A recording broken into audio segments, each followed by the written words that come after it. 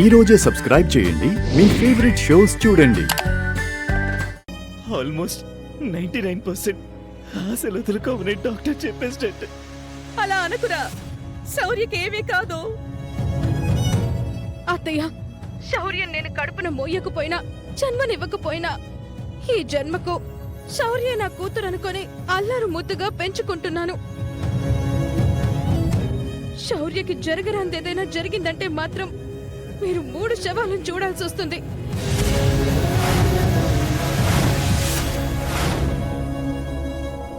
నిహారిక, ఎందుకలా మాట్లాడుతున్నావు? శౌర్యకేం కాదు, నువ్వు ధైర్యంగా ఉండు. శౌర్య చనిపోతే నీ కూతురికి కాంపిటీషన్ ఉండదని లోపల ఆనందపడుతున్నావు కదా అవని. ఏంటా బుద్ధి లేని మాటలు? పాజిటివ్గా ఎప్పుడు ఆలోచించింది? ఏ విషయంలో ఆలోచించింది? మా బిడ్డ మీద మీరు జాలి దయ చూపించాల్సిన అవసరం లేదు. మీ బిడ్డ క్షేమంగా ఉంది కదా, సంతోషించండి. ఈ సమయంలో కూడా వంకర బుద్ధి బయట పెడుతున్నావు. నిహారిక, మేము బయలుదేరొస్తాం. అత్తయ్య వస్తానంటుంది కృష్ణ. అమ్మా, డాక్టర్ వాళ్ళ ప్రయత్నం వాళ్ళు చేస్తున్నారు. నేను సిచ్యువేషన్ బట్టి కాసేపు అయ్యాక చెప్తాను. ఉంటానమ్మా.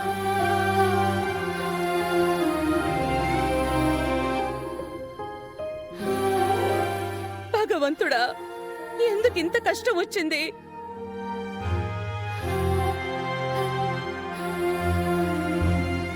ఈ రోజు చెడు వార్తను వినాల్సి వస్తుందనిపిస్తుందమ్మా. ఎందుకు పదే పదే అదే మాటని అంటున్నారు? శౌర్యకి ఏం కాదు. డాక్టర్లే చేతులెత్తేసిన తర్వాత జరగబోయేది అదే కదా.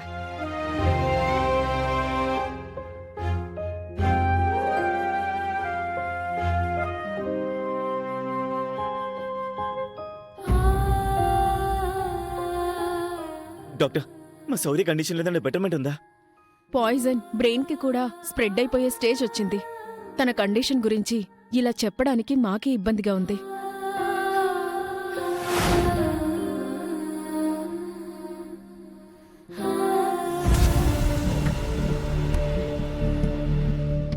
మా వంతు ప్రయత్నం మేము సిన్సియర్గా చేశాం. ఇక మీ అదృష్టం మీద ఆధారపడి ఉంది. చివరి నిమిషంలో ఏదైనా అద్భుతం జరిగితే తప్ప ఇక మా చేతుల్లో ఏమీ లేదు.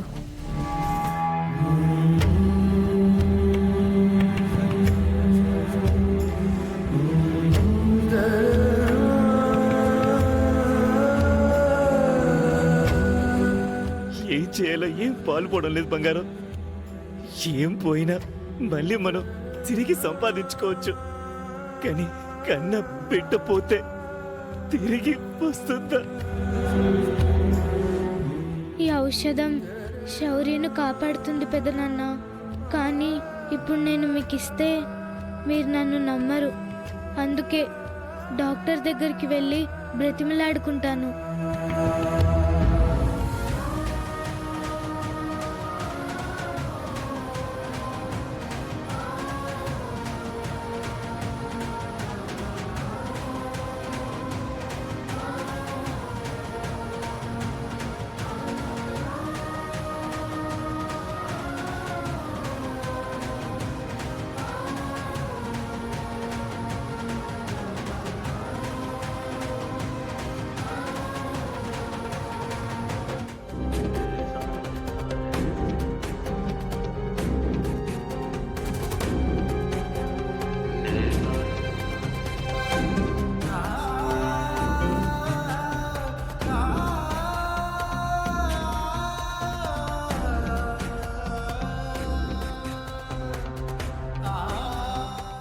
ఎవరమ్మా నువ్వు?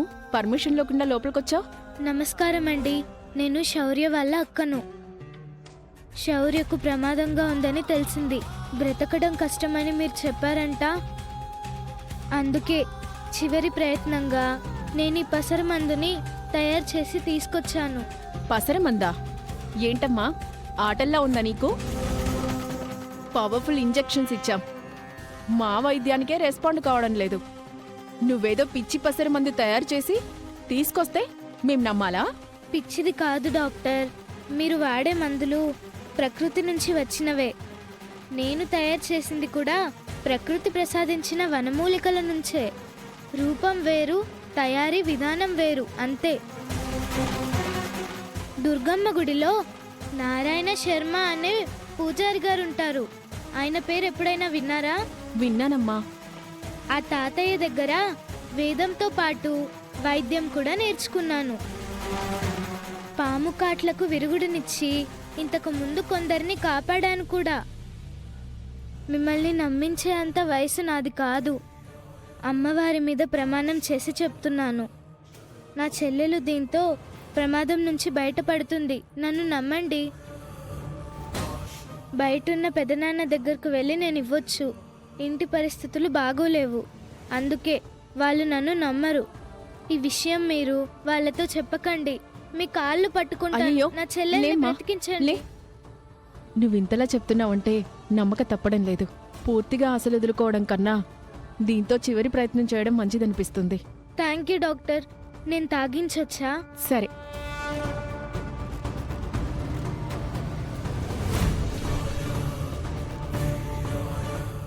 చెల్లి, అమ్మవారి ఆశీర్వాదం నీకెప్పుడూ ఉంటుంది.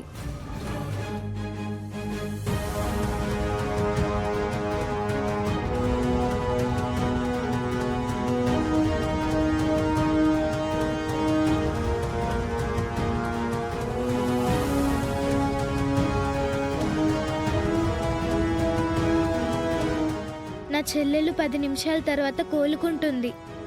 ఇక నేను బయలుదేరుతాను డాక్టర్.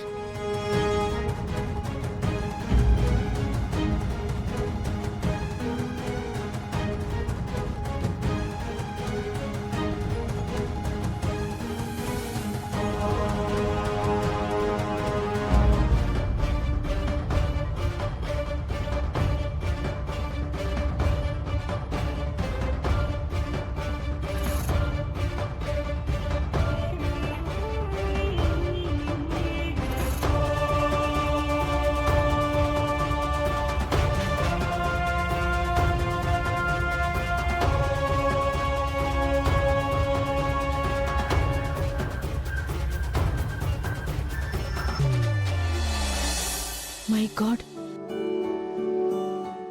ఎంత విచిత్రం ఇది!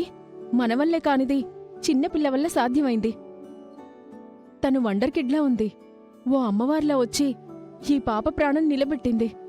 సిస్టర్, ఈ పాప పేరెంట్స్ని పిలుచుకురా. Okay doctor.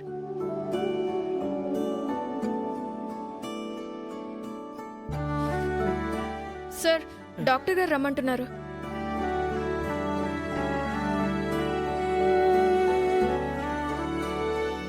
డాక్టర్ డాక్టర్ ఏమైంది? అద్భుతం జరిగిందండి. మీ పాప అవుట్ ఆఫ్ డేంజర్.